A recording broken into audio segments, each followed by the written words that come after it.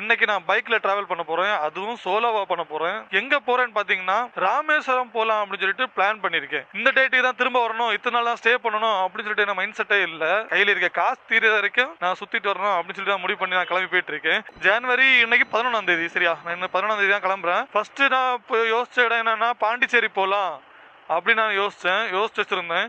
திடீர்னு மைண்டு மாறி திரும்பவும் இல்லை நம்ம ராமேஸ்வரமே போவோம் அப்படின்னு சொல்லிட்டு பிளான் பண்ணிட்டேன். ராமேஸ்வரத்துக்கு எவ்வளோ கிலோமீட்டர் பார்த்தீங்கன்னா 282 கிலோமீட்டர். அதே மாதிரி 5 மணிக்கூர் காமிக்குது.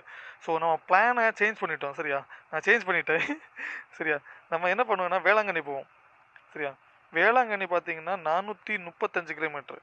வேளாங்கண்ணி போயிட்டு திரும்ப இங்கே வரச்சுல ராமேஸ்வரம் போயிட்டு போகலாம், சரியா? நம்ம இங்கே போயிட்டு திரும்ப இங்கே வருவோம், புரியுதா?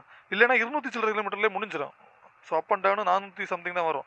ஸோ நம்ம கண்டிப்பாக ஒரு 1000 கிலோமீட்டர் கவர் பண்ணுற மாதிரி நம்ம பிளான் பண்ணுறோம். இதில் காமெடி என்னன்னா எனக்கு கூட இருக்கவங்க எல்லாமே கல்யாணம் பண்ணி ஜாலியாக இருக்காங்க. நான் மட்டும்தான் இப்படி பைத்தியக்காரமாக சுற்றிட்டு இருக்கேன்.